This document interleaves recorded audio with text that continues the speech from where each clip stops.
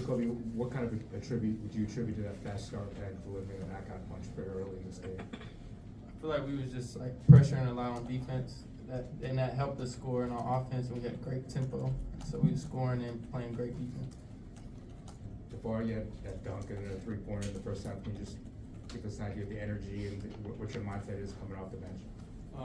Coach had talked to me probably a day or two ago and said he'd come out with better energy, start the game with high energy, and continues on throughout the game. So.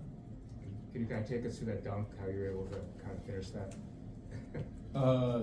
I'd seen a jumping defender, so I kind of had to pump fake, go to the lane, get it done. And as Coach said, he tells me to shoot the ball all the time, so I had to shoot. For both of you guys, just how much energy gets generated when you're engaged defensively like you were early on tonight? Yeah, I feel like that's really the main thing that got us going tonight. Just everybody was engaged defensively, so that helped us out. We emphasize defense every day. That's what carries on to the offense, gets good shots. So. And can this type of effort be packaged? The Big Ten season is a long season. What are your goals as players and your expectations defensively for what it should look like night in, night out? I mean, obviously, we think it should look like that night in, night out.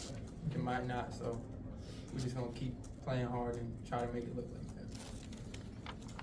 Jacoby, what do you feel the key was for you guys on the perimeter? You held them without a three for the first 26 minutes of the game.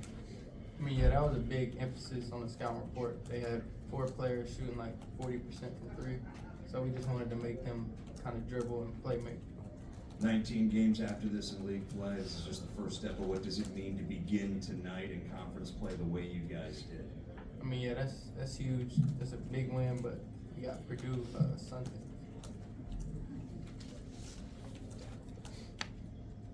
Just curious for you guys, for both you guys, you know, it's common to see a team go against maybe a D3 opponent and play a half like that, or a really small program play half like that, but to do it against Ohio State, a really good Big Ten program, having a game like that as this team early in the season, what does that mean to you guys, and how special is that, and what does it say about you guys when you're able to do here tonight?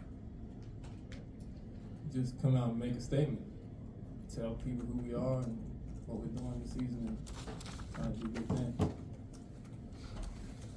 Jacoby, can you just talk about the level of effort and focus it takes to lead the team in scoring and assists, and then also guard Ohio State's best offensive player? I mean, just our defense is like as a team, so we just guarding them as a team, just stopping them. And then offensively, I can just trust all my teammates, and they get me involved, and I can get them involved.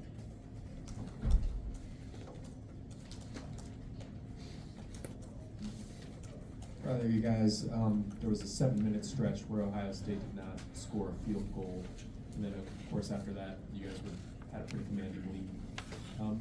When you're in a stretch like that, when they're not scoring anything against you guys, is there a recognition that that's happening, or do you just kind of look up and see that the scoreboard got lopsided?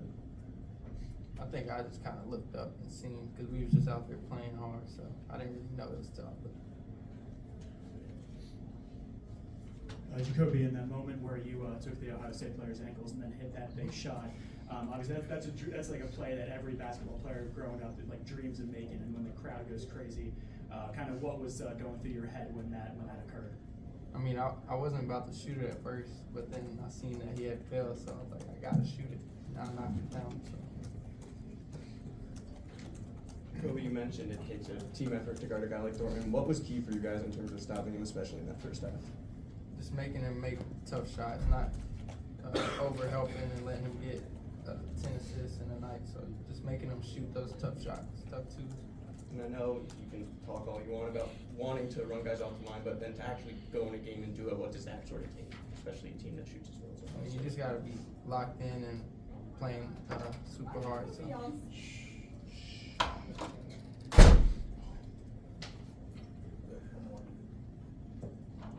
Just for either you guys, how big of an advantage is it to have a guy like Derek who can, score off his pivot foot in the post, but then also threw up a lob to you for a dunk, You know, how much has that changed your game plan or what you guys feel like you can do against the defense? To be honest, we see what he does. We see what he does in game, in practice every day.